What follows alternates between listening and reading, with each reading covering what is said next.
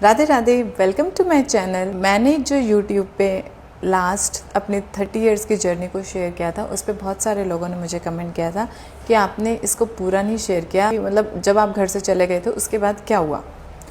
तो मैं आज उसको शेयर करना चाहती हूँ। एक्चुअली मेरा घर छोड़ने से पहले भी बहुत कुछ हुआ था, और मैंने घर कैसे छोड़ा था, सिर्फ मैंने ये नहीं था मैंने अपने हस्बैंड को कि आओ और मुझे ले जाओ।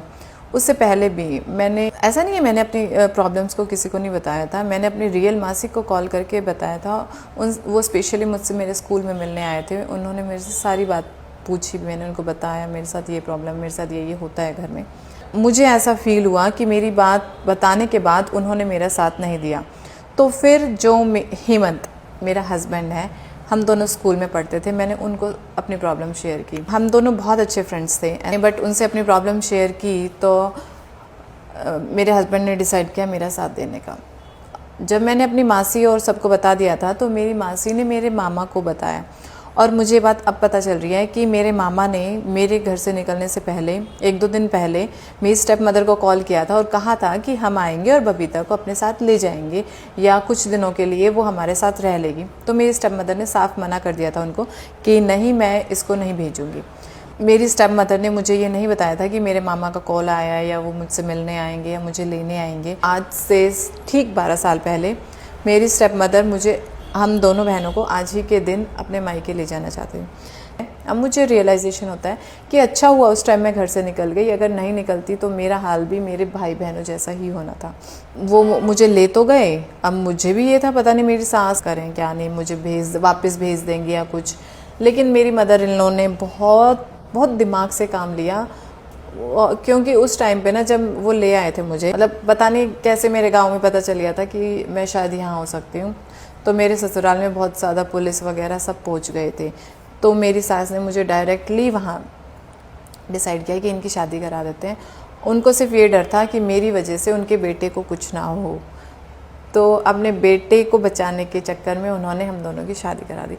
और ये मेरी लाइफ का, या मेरी मदर इन लॉ ने जो डिसीज़न लिया था, मुझे लगता है सबसे बेस्ट था, क्योंकि शादी के बाद जो मुझे अपनापन, प्यार, सब कुछ मिला है, उसके लिए मैं पूरे 18 साल तरसी हूँ। तो ऐसा नहीं है और सिर्फ उन्होंने साथ दिया। मेरी शादी के बाद मेरी मामा, मासी, सब लोगों ने मुझे मतलब कभी फील नहीं होने दिया कि मेरे पीछे कोई है नहीं। मैं घर छोड़ के तो आई थी, लेकिन सब रिश्तों में बंध गई थी। सब मेरे अपने मेरा साथ देते थे। मेरे ताऊ वगैरह, उनसे मेरी बात छूट गई थी, मम्मी बात नहीं करने देती थी, स्टेप मदर, वो सब लोगों ने मेरे मायके वालों का, मतलब मेरे पापा मम्मी की उन्होंने कमी फील नहीं होने दी मुझे कभी। मेरे जब बच्चे हुए उन लोगों ने मेरा बहुत अच्छे से सब कुछ किया। तो थैंक यू सो मच जिन्होंने भी मेरा साथ दिया, इमोशनली हो या कैसे हो, लेकिन वो मेरा साथ देते हैं सब लोग। तो आज का दिन मैं आप सब लोगों के साथ सेलिब्रेट करना चाहती थी, जो मेरे साथ यूट्यूब और इंस्टाग्राम पे मेरे साथ नए लोग जुड़े हैं। मुझे बहुत अच्छा लगता है जब मेरे वीडियोस पे लाइक्स आते हैं, कमेंट्स आते हैं कि हाँ, ऐसा नहीं है मैं अकेली हूँ, मेरे साथ बहुत लोग हैं।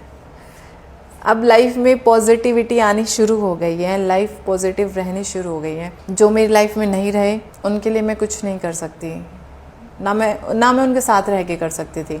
ये होना ही था, ये हम लोगों की किस्मत समझो या कुछ भी समझो। आज जिस घर में सब कुछ हो गया था, मम्मी के जाने के बाद पापा ने कोई कमी नहीं रहने दी थी, लेकिन एक पापा के जाने के बाद ना, अब वो घर बिल्कुल खाली है। बट कोई बात नहीं, मम्मी पापा ऊपर से सब देख रहे हैं, मुझे पता उनका प्यार, उनका साथ हमेशा मेरे साथ है। लेकिन मेरी शादी के सिर्फ 2 महीने बाद ही मुझे किसी के थ्रू पता चला कि मेरी बहन की शादी हो गई। मेरी शादी के सिर्फ 2 महीने बाद ही मेरी स्टेप मदर ने मेरी बहन की शादी कर दी, और उसके एग्जैक्ट 3 महीने बाद मेरी बहन ने सुसाइड कर लिया। मतलब मेरी शादी के एग्जैक्ट 5 महीने बाद मेरी बहन ने सुसाइड कर लिया। मेरी बहन गई तो मेरा सब कुछ ही ख़त्म हो गया था, क्योंकि स्टेप ब्रदर और स्टेप मम्मी से मेरे कॉन्टेक्ट रखना भी नहीं चाहती थी। लेकिन ये था कि हाँ चलो, मायका है, पापा नहीं है तो भाई है। एक मन में ये रहता था कि हाँ वो है और वो सही सलामत रहे। जब मेरी बहन की डेथ हो गई ना,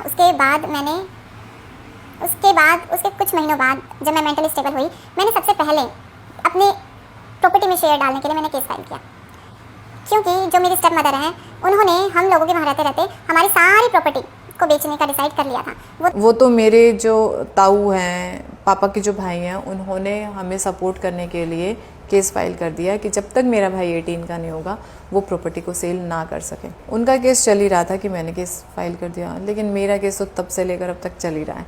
पापा की डेथ के बाद सारी प्रॉपर्टी मेरे भाई के नाम हो गई थी ऑटोमेटिकली। पता नहीं क्या लो वगैरह मुझे बताया जाता है, बट मैं अभी लो को ज़्यादा डिस्कस नहीं कर सकती क्योंकि मेरा केस चल रहा है अभी भी कोर्ट में। बट मेरा आज का मेन मोटिव यही था कि मैं आज के दिन को सेलिब्रेट करना चाहती थी, क्योंकि आज मैंने अपने घर को छोड़ा था।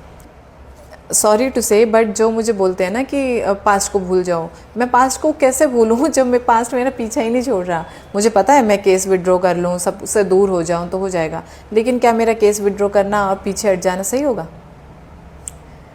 अगर आपको लगता है कि मेरा सही है तो प्लीज़ कमेंट करके बताना कि मुझे क्या करना चाहिए।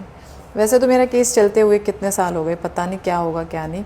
मैं अपनी लाइफ में खुद से कमा रही हूँ, इंडिपेंडेंट हूँ, अपने बच्चों को पाल रही हूँ। इवन तो मेरे हस्बैंड अदर सिटी में रहते हैं, मैं अदर सिटी में रहती हूँ। मैं किसी के ऊपर डिपेंड नहीं हूँ, बट मैं चाहती हूँ कि मैं आखिर तक लड़ूँ, मैं हार नहीं मानना चाहती बस। हाँ, जिन्होंने भी ये वीडियो लास्ट तक देखी उनके लिए थैंक यू।